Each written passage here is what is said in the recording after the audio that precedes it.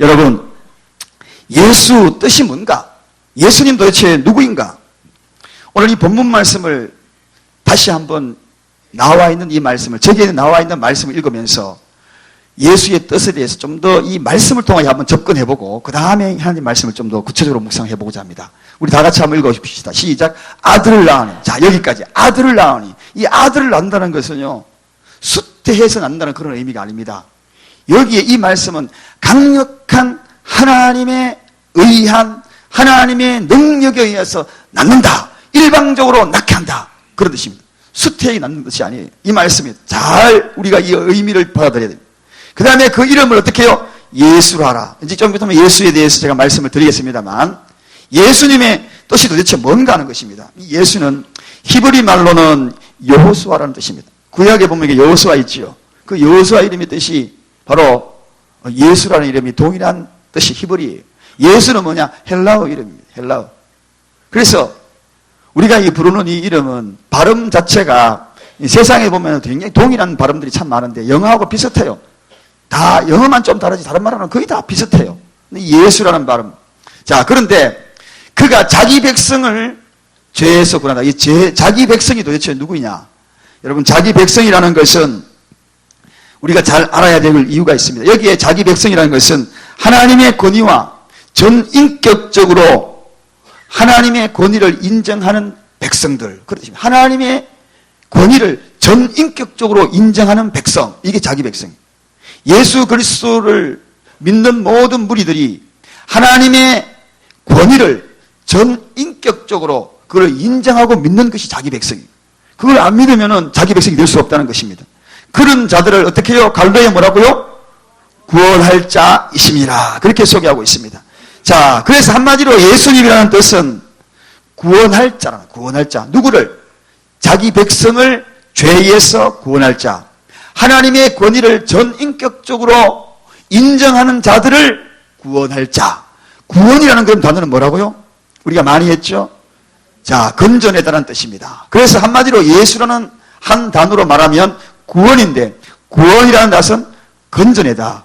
그러니까 일방적으로 하나님의 권위가 실려가지고 우리를 건져내는 것이지, 내가 막 건짐을 받고 싶어서 하는 것이 아니라 하나님이 나를 일방적으로 건져내는 거예요.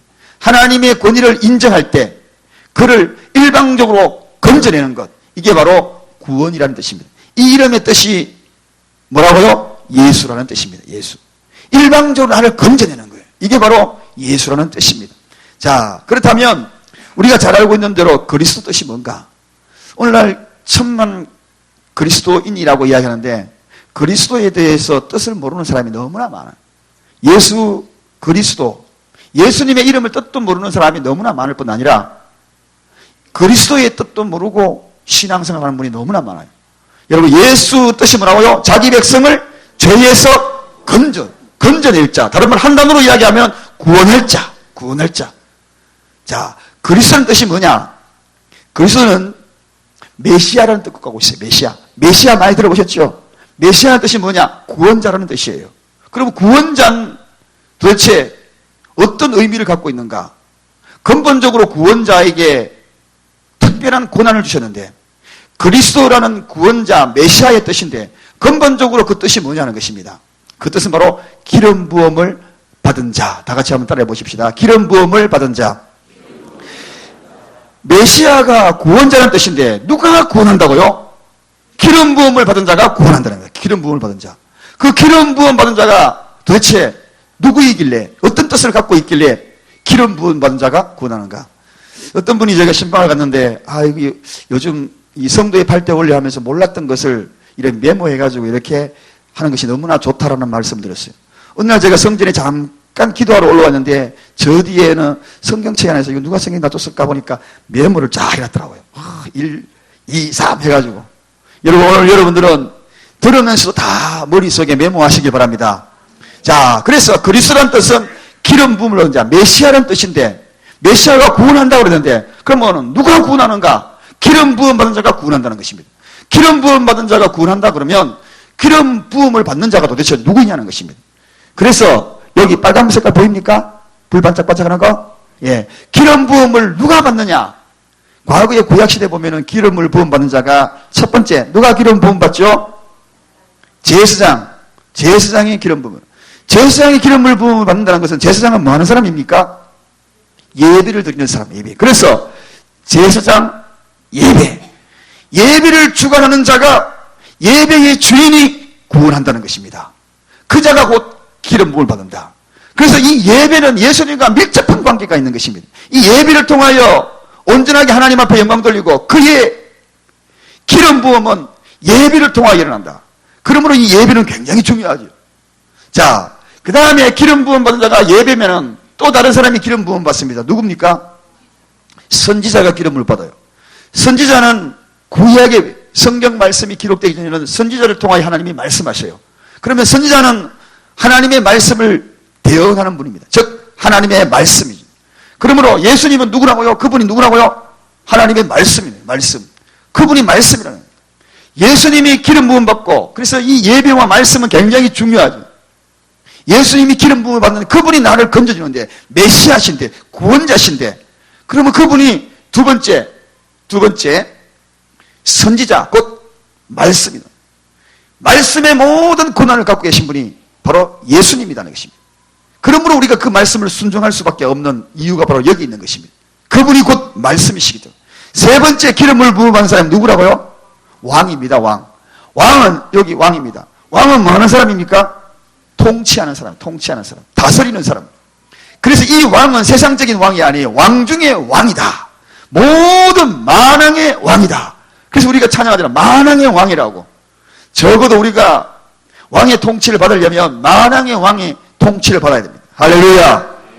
그래서 예수님은 기름 부음 받았는데 이 만왕의 왕이 우리를 구원한다는 겁니다. 말씀의 주인이신 그분이 우리를 구원한다는 것입니다. 예배의 주관자이신 그분이 우리를 구원한다는 것입니다. 그래서 예수님은 자기 백성을 죄에서 구원할 자. 이것이 바로 예수 그리스도의 뜻이라. 그리스도의 뜻이라는. 이 그리스도의 뜻을 분명하게 이제 아셨죠? 그리스도 기름 부음을 받은 자. 분명히 아셨죠? 예. 우리 사랑교회는 예수, 그 다음에 그리스도, 여기에 대해서는 분명히 좀 잘 모두가 다 알았으면 좋겠습니다.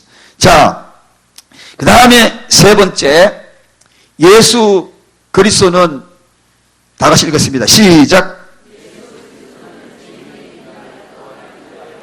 이 세상에 오신 하나님의 아들임을 의미합니다.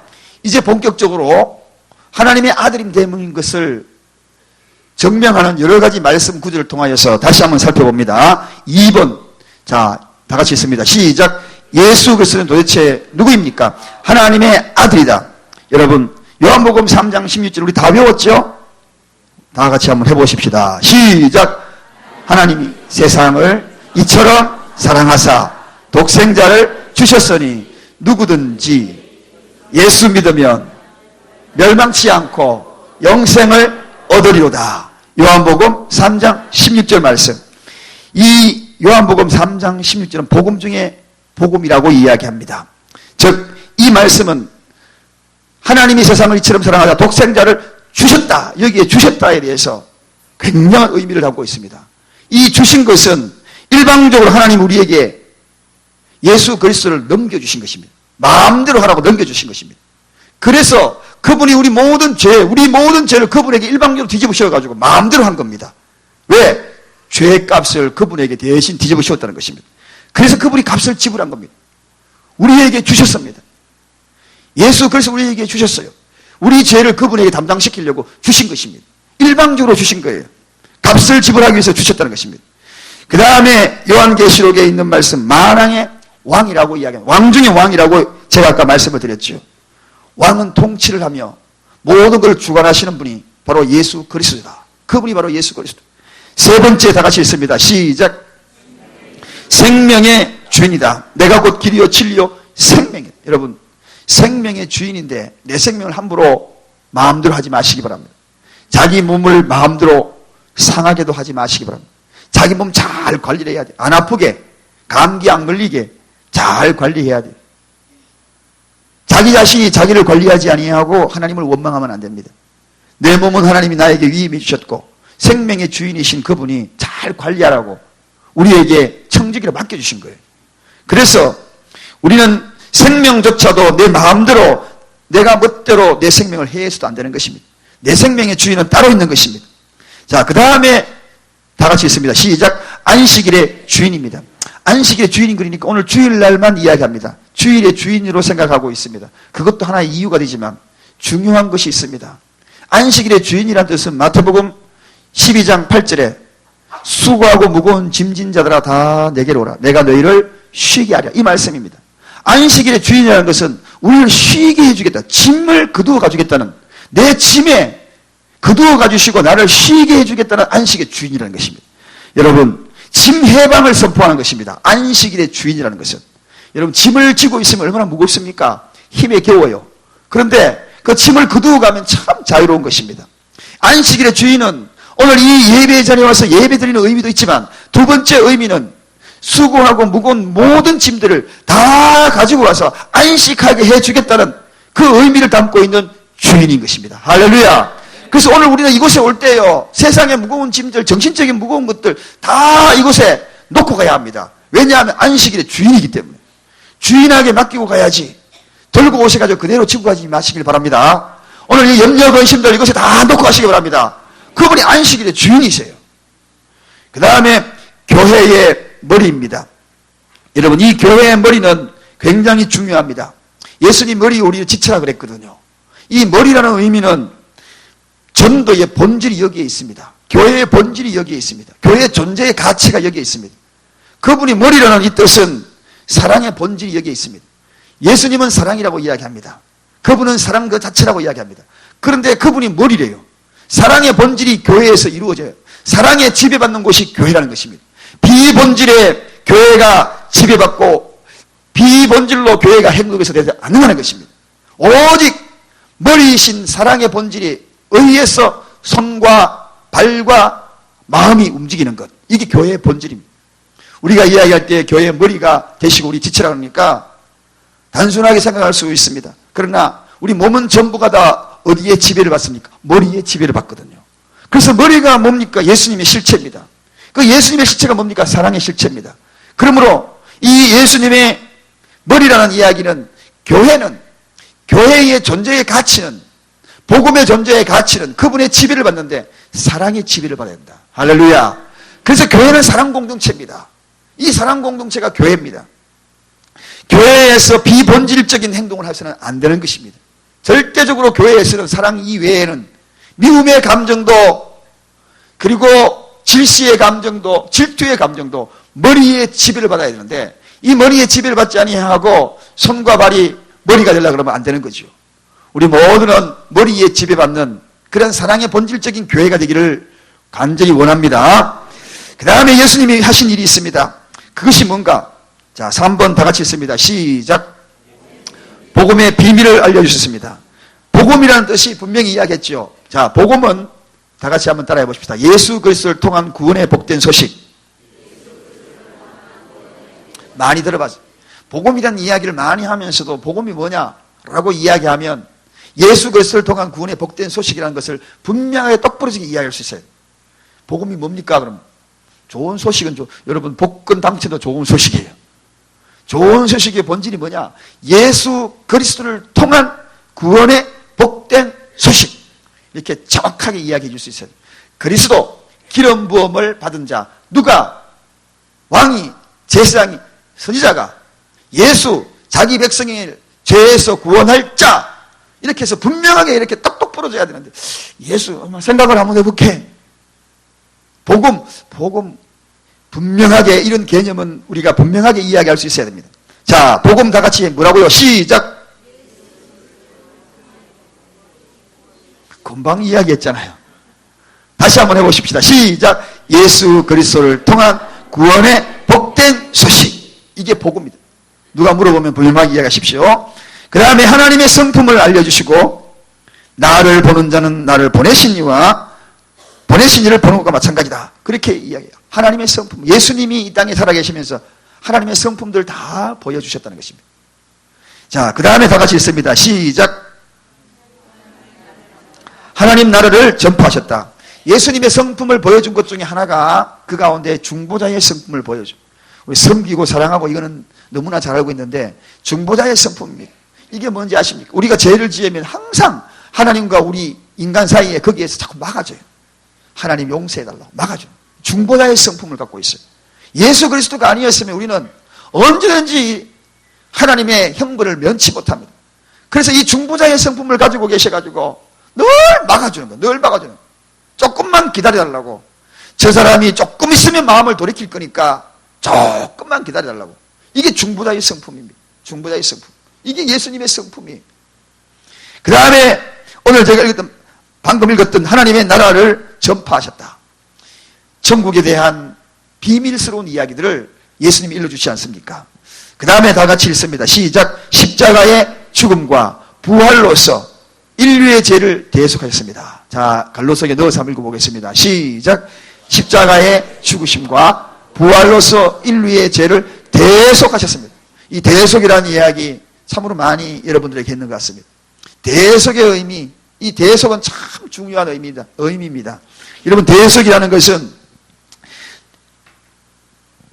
원어로는 코페르라고 이야기하는 말과 유사하게 쓰이고 있습니다. 이것이 뭐냐? 이 단어의 뜻은 뇌물로서, 뇌물. 여러분, 뇌물이 뭔가 아시죠? 뇌물. 요즘 정치인들이 뇌물 받으면은 공사권도 따주잖아요. 국회의원이. 뇌물 받으면 이렇게 눈 감아주잖아요. 눈 감아주는 거예요. 뇌물 받으면 눈 감아줄 수밖에 없는 거예요. 뇌물 받았기 때문에. 그래서 잘못된 것들도 뇌물 받은 걸로 인해 가지고 분명히 좋지 않은 거 뇌물 받음으로 말미암아 눈 감아주는 겁니다. 여러분, 예수님이 대속물로 되셨다. 이 말은 예수님 자신이 뇌물이 되었다는 겁니다. 우리 자신을 위하여 뇌물 된 겁니다. 하나님 앞에 자기 목숨을 담보로 해서 뇌물 되신 분이 뭐냐? 예수님 뇌물 되셨다는 것입니다. 엄청난 뇌물 받은 거죠. 돈 1, 200만 원 받은 게 아니에요. 예수님 자신의 생명을 하나님 앞에 뇌물로 줬으니 우리가 죄를 범하였어도 우리 하나님이 용서해 줄 수밖에 없는 거예요. 눈 감아줄 수밖에 없는 거예요. 참아줄 수밖에 없는 거예요. 뇌물 받았으니까. 이게 바로 대속이라는 뜻이에요. 또 다른 의미는 역청이라는 뜻이 따랐습니다. 역청. 노아 방주를 만들 때에 안팎으로 역청을 받았다. 역청이 혹시 무엇인지 아십니까? 예. 송진 비슷한 거 끈적끈적한 거, 그 기름덩어리 같은 그런 거예요. 그걸 딱 발라놓으면 물과 기름처럼 이렇게 분리시키는 거예요. 밖에서 배 안으로 물이 새들어오지 못하도록 막아주는 것이 역청입니다. 그러니까 우리가 노아 방주 안에 타고 있는 것만으로서 죄인들이 타고 있었지만은 8 식구들 전부가 다 의인이 아니었어요. 그런데도 불구하고 그 식구들이 다 구원받은 이유가 뭐 그렇습니까? 방주 안에 탔기 때문에. 방주 안에 탔다고 해서 다 구원받을 수 있나요? 물 다 들어오는데 역청을 발라놓은 겁니다. 물 들어오지 못하도록. 그러니까 그 안에 탔기 때문에 구원받은 거예요. 역청은 뭐냐? 예수님이 세상의 심판 그리고 그 모든 것들을 막아주는 그 역할을 하는 것이 바로 이 역청이는 물새에 들어오지 아니하고 죄와 분리시켜가지고 우리를 구원할 수 있도록 해준 것이 바로 역청이라는 것입니다. 이게 바로 역청이에요. 이게 뭐라고요? 대속이라는 은혜, 대속. 예수님이 우리 죄를 대속했기 때문에 역청의 역할을 감당하고 그 다음에 무슨 역할을 감당했다고요? 뇌물을 역할을 감당. 예수님이 뇌물 되셨어요. 엄청난 값을 지불해버렸어요. 자, 이게 예수 그리스도입니다. 자, 그렇다면 이렇게 우리가 예수님이 우리를 위하여서 이토록 우리 죄값을 막아주고 중보해주고 죄성을 막아주고 그래서 우리가 구원 얻는 것이 의인은 없나니 하나도 없다. 우리가 의인으로서 구원받는 게 아닙니다. 그분이 역청 막아줬기 때문에 그런 것입니다. 뇌물이 되어주셨기 때문에 우리가 구원받는 거예요. 하나님이 눈이 멀어지신 거예요. 뇌물 받으셔가지고. 자, 그 다음에 예수님을 영접한 후에 우리가 어떻게 되는가? 우리 다 같이 한번 읽겠습니다. 예수 그리스도를 영접한 후에 변화가 어떻게 될까요? 첫째는 하나님의 가족, 다른 말로는 권속. 성경에는 권속이라고 이야기합니다. 권속이나 가족이나 같은 말입니다. 여러분, 그래서 우리가 오늘날 교회에 오면 우리가 모두가 다 가족입니다. 하나님을 아버지 부르는 가족입니다. 옆 사람에게 인사하십시다. 당신은 나의 가족입니다. 인사하십시다. 예수님이 그런 말씀하시잖아요. 제자들이 누가 진정한 가족이냐? 하나님의 뜻대로 행하는 자라야 진정한 가족이다. 형제 자매라고 이야기합니다. 우리는 이 가족 공동체예요. 이 사랑 공동체는 가족 공동체예요. 이곳에 있는 한, 방주를 타시는 한, 역청이 막아서 예수님이 뇌물대에서 막으셔서 그대로 우리는 구원받는 겁니다. 주님 나라에 옮겨지는 거예요. 그래서 가족이 된 것입니다. 세상에 그 어떤 가족들보다도 함께할 가족, 천국 가서도 만날 가족입니다. 이 가운데 계신 천국 가서도 우리가 만나야 될 그런 가족이 바로 저와 여러분들, 우리 모두입니다. 할렐루야. 그 다음에 다 같이 했습니다. 시작. 죄사함을 받아 구속을 얻었습니다. 구속함을. 이 구속함이라는 것은 수갑을 저도 한번 차봤다고 말씀을 드렸죠.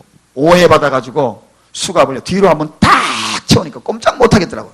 와, 수갑 그거 차니까 꼼짝 못하겠대. 앞으로 채우면 조금 이렇게 하는데 뒤로 채우니까 이거 뭐 꼼짝 못하겠더라고요. 수갑을 한번 차봤어요, 제가. 그런데 수갑을 차고 있는데 꼼짝 못할 때에 이 구속이라는 뜻은 바로 이 수갑에서 자유함을 준다. 풀어준다는 겁니다. 풀어준다. 손목 딱 차고 있다가 30분 제가 차고 있었거든요. 잡혀가지고 딱 풀고 나니까 진짜 자유롭대요. 여러분 두 손 들고 마음대로 하는 것도 이거 감사하시기 바랍니다. 아, 이거 두 손 들고 마음대로 이렇게 하는 게 얼마나 감사해요. 이래 차고 있으니까 아무것도 못하겠어요. 앞에 있으면 그냥 이거를 두 손으로 입속으로 뭐 먹기나 먹겠는데 이건 뒤로 하니까요. 꼼짝 못하겠대요. 야, 이 손이 움직이고 함께 한다는 거 이것만큼 정말 감사한 일이 없는가. 그때 새삼 느꼈습니다. 그런데 여러분 노예들에게는요 이 자유가 없었어요. 그런데 구속이라는 것은 자유하겠다. 어디에서? 죄에서. 죄에서. 여러분 솔직히 우리 보이지 않지만요 이 구속함을 얻지 못한 사람은 전부 이리 다닙니다. 다 보이지 않지만 영적인 수갑 차고 그렇게 걸어다니는 줄 아무도 몰라요. 자기 자신이 수갑 차지도 몰라. 그렇지만 저와 여러분에게 이 구속했다는 것은 값을 지불하고 완전히 내 것으로 삼았다는 것입니다. 할렐루야. 예수님이 값을 지불하고 자유케 되고 완전히 내 것으로 삼았다. 그의 소유로 삼았다는, 우리는 소유된 백성으로 삼았다는 것입니다. 마음대로 누가 함부로 할 수 없는 소유된 백성으로 우리를 구속하여서 값을 지불하고 우리를 삼았다는 것입니다. 여러분 우리 이거 알아요. 이 사실. 그래서 이 구속이라는 단어만 생각하면 정말 감격스러운 것입니다. 하나님의 소유된 백성으로, 거룩한 백성으로 나를 값을 지불하고 그 값이 예수 그리스도의 핏값을 지불하고. 헌혈해 보셨습니까? 헌혈, 그거 헌혈하게 되면 피를 뽑잖아요. 옛날에 친구 하나는 빵 줬거든요. 헌혈하면 빵 먹고 싶어가지고 헌혈차 딱 있으면 우유하고 빵 주죠. 그 빵이 먹고 싶어가지고 자기가 거짓말 시켜요. 며칠 하고 난 다음에 헌혈하고 나면 일정 기간이 지나야 되는데 며칠 지나고 또 헌혈하게 해가지고 나중에 나가 머리 노랗게 해가지고 얼굴 노랗게 해가지고 빈혈 생겨가지고. 여러분 피값을 지불했는데 그 피를 다 쏟았다는 것입니다. 노란 게 아닙니다. 온몸에 피를 다 쏟았어요. 옆구리에 창을 찌르고 머리에 가시건을 쓰고 모든 물을 다 쏟았다. 이게 바로 구속입니다. 그 값을 지불하고 저와 여러분을 당신의 소유로 삼았다. 누가 함부로 할 수 없는 소유. 그래서 구속함을 입은 사람들은요 억지로 끌고 가는 겁니다. 천국으로 억지로 끌고 가요. 여러분 여기서 한번 벗어나고 보세요. 한번 핏값으로 준 사람을 내 것을 여러분 마음대로 버립니까? 절대로 못 버리죠. 내 것, 자기 것 분명히 찾습니다. 돈 잃어버린 그런 것들도 찾아 나서는데 악착같이 찾으려고 그러지 않습니까? 법적 소속에서. 우리 예수님은 핏값을 줬기 때문에요 잠시 이탈하죠. 그러면은요 이런 양을 찾아놨어요. 그리고 안 따라오면 매를 대해서라도 끌고 가요. 끌고 와. 그래서도 구속. 왜? 내 것이니까. 소유주가 바뀌었으니까. 등기부 등본이 바뀌었으니까. 이게 바로 구속이라는 단어입니다. 자, 그 다음에 다 했습니다. 시작. 새로운 사람이 되며 새로운 삶을 살아갑니다. 여러분 새로운 삶을 살아간다는 것은 고린도후서 5장 17절에 분명히 소개되고 있는 말씀이죠. 새로운 피조물입니다. 이 새로운 피조물이라는 게 의미를 잘 알아야 합니다. 그런 적 누구든지 그리스도 안에 있으면 새로운 피조물이라고 그랬잖아요. 이 새로운 피조물의 의미, 이 새로운 피조물의 의미는 영적인 연합이라는 의미입니다. 예수님과 연합되었다. 이제는 그래서 완전히 새로운 피조물이 된 것입니다. 영적으로 연합이 되는 사람은 생각의 전환이 가져와요. 새로운 피조물이다. 우리가 오늘 이 자리에 와가지고 새로운 피조물 다 됐다 그러면 사고의 전환을 과제해야 합니다. 사고의 전환. 다 같이 한번 따라 하십시다. 사고의 전환. 다른 말로는 생각의 전환입니다. 이 세상을 생각의 전환을 가져와야 한다는 것입니다. 새로운 피조물이 되기 때문에. 바라보는 모든 것들의 생각의 전환을 가져와야 돼요. 그 다음에 두 번째 따라하십시다. 행동의 전환. 이게 뭐냐? 새로운 피조물이에요. 생각의 전환도 가져오고 행동의 전환도 가져오고 이게 새로운 피조물이에요. 누군지 그리스도 안에 있으면 그리스도 안에서 예수 그리스도 영접하면 생각의 전환을 가져와야 돼. 아, 이것이 죄구나. 아, 이것이 아니구나. 사고의 전환을 가져오고 아, 이런 행동을 해서는 안 되구나 하는 행동의 전환을 가져오는 것. 이게 뭐냐? 새로운 피조물로 살아가는 것입니다. 우리가 새로운 피조물 그러니까 갑자기 죽었다가 벌떡 일어납니까? 새롭게. 그게 아니잖아요. 이 두 가지를 의미하는 겁니다. 사고의 전환, 행동의 전환. 이것이 새로운 피조물입니다. 그래서 사도 바울은 살인자가 되었다가 나중에 행동의 전환, 사고의 전환 다 가져오지 않습니까? 예수를 핍박하는 자가 예수의 종이 되지 않습니까? 완전히 변화되는 거죠. 자, 그 다음에 마지막으로 그럼 당신은 왜 예수를 믿습니까? 하나님의 선물로 무엇을 얻는다고요?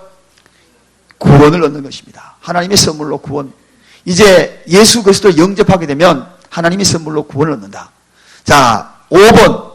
그럼 당신은 왜 예수를 믿습니까? 이사야 53장 5절에 보면 그가 찔림은 하고 쭉 소개됩니다. 그가 상함은 그가 채찍에 맞음으로 하고 쭉 소개되고 있습니다. 한마디로 이야기하면 구원받기 위해서입니다. 여러분 잘 명심하십시오. 교회 왜 오는지 아십니까? 개 모이러 오는 거 아닙니다, 여러분. 교회는 세상 단체와 다른 단체입니다. 교회를 교적금만 형성을 하는 것이 교회가 아닙니다. 제일 소중한 것이 뭡니까? 구원받기 위해서 오는 것입니다. 오늘 이 자리에 한 명이라도 구원에 대한 확신이 없는 분들은 이걸 꼭 명심하시기 바랍니다. 여러분, 우리 여기에 사역자들도 있고 또 교사들도 다 있습니다. 제일 먼저 확인을 해야 돼요. 구원 문제입니다. 영접해야 됩니다. 그 영접해서 하나님의 자녀가 되어서 구원받기 위해서 제일 1순위입니다. 그래서 코페르, 대속의 은혜를 누려야 하는 것입니다. 그분이 나를 대신하여서 코페르가 대신 그 대속의 은혜를 누려야 되는 거예요. 자, 두 번째 요한복음 두 번째 누가복음 23장 23절에 거기에 소개되고 있는 말씀, 거기에는 바로 이 오른편의 강도의 이야기가 소개되고 있어요. 그 강도가 구원받는 장면이거든요. 지금 예수님 나를 여기에서 이 십자가에 매달려 여기에서 내려달라고 이야기하지 않았습니다. 뭐라고 이야기했습니까? 예수여, 정확한 성경의 표현을 읽습니다. 예수여, 당신의 나라에 임할 때에 나를 생각하소서. 그렇게 합니다. 나를 구원해달라는 것입니다. 강도에게 지금 십자가에 매달려 있는 이 사람에게는 십자가에서 내려가는 게 가장 좋은, 그리고 가장 행복할 텐데 지금은 죽어도 좋다는 겁니다. 뭐라고요? 당신의 나라에 가거든 나를 생각하여 나를 구원해달라는 것입니다. 여러분, 그래서 예수 믿는 것은 가장 소중한 것은 구원입니다. 할렐루야. 이 구원 문제에 대해서 여러분, 우리는 분명히 짚고 넘어가야 돼요. 우리 사랑교회에 신앙생활 하면서 한 명도 구원의 반열에 들지 아니하는 분들이 아무도 없기를 바랍니다. 목이 터져라. 이 구원 문제는 여러분들이 꼭 지하고 싶어요. 신앙생활하는 문제, 가장 첫 번째는 구원 문제다. 그분이 오신 목적이 자기 백성을 죄에서 뭐라고요? 구원하기 위해서 와도 구원하기 위해서. 분명한 목적이 거기에 나와 있습니다. 그래서 우리는 예수 믿는 목적은 구원을 받아야 하는 것입니다. 자, 예수님이 이 세상에 오신 목적도 마태복음 1장 21절에 분명히 소개하고 있죠. 우리 다 같이 한번 해보겠습니다. 아까 했죠. 시작. 하나 아들을 낳으리니 이름을 예수로 하라. 이는 그가 자기 백성을 죄에서 구원할 자이심이니라. 그러니까 구원할 자, 구원하기 위해서 오신 거예요. 궁극적으로는 예수님이 오신 목적과 우리가 예수 믿는 가장 큰 목적은 구원 문제입니다. 구원 문제. 이것을 우리는 잊어서는 안 될 것입니다.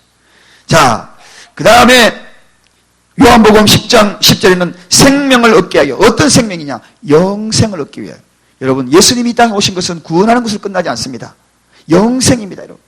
영생 그러니까 아이고 세상살이도 이렇게 힘들게 살았는데 또 영원히 살면 나는 너무 힘들어서 못 살아요. 그냥 눈 감고 그냥 막 무덤 속에서 가만히 있는 게 제일 낫지. 그렇게 생각하시는, 여기서 영생이란 그런 의미가 아닙니다. 나날이 새로운 날의 영생입니다.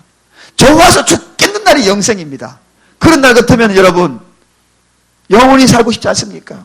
우리 교회에도 그런 부부가 계시더라고요. 요즘 너무 좋대요. 매일매일 좋대요. 그냥 이 상태에서 계속 머물러서 그냥 계속 갔으면 좋겠대요. 늙지도 않고 이 상태에서만 계속 있습니다. 너무 좋대요. 좋은 날만 계속 있으면은 여러분 영원히 함께하고 싶거든요. 천국이 바로 그런 날입니다. 그런 곳입니다, 여러분. 앞으로 50대, 지금 50대, 60대 초반까지가 우리나라에서 제일 힘들 거라고 이야기합니다.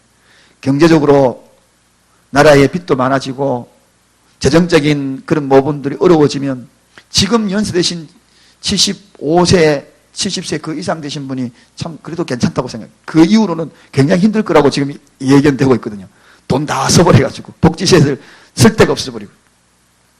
어쨌든 좋은 곳에서 영생한다. 이게 큰 축복입니다, 여러분. 자, 끝으로 예수님은 왜 십자가에 못 박히셨는가? 화목 제물이 되기 위해서. 제물이 되기 위해서. 속죄하기 위해서. 그리고 로마서 6장 10절에 보면 그분이 죽고 우리를 단번에 구원하시기 위해서. 과거의 죄, 현재의 죄, 미래의 죄, 모든 것을 다 단번에 구원하시기 위해서. 그래서 다가오는 미래의 죄까지 우리 죄를 다 사하여 주셨어요. 문제는 우리가 회개할 때마다 사하여지는 것입니다. 할렐루야. 미리 그분은 다 사하여 주셨어요. 우리가 회개할 때마다 사하여지는 것입니다. 베드로전서 2장 24절의 마지막으로 희생의 제물이 되기 위해서 오신 것입니다. 여러분, 희생의 제물은 굉장히 중요합니다. 하나님은 한마디로 공의의 하나님이라고 이야기합니다. 반드시 죄를 지었으면 죄값을 지불하게 만드는 것이 공의라는 뜻입니다.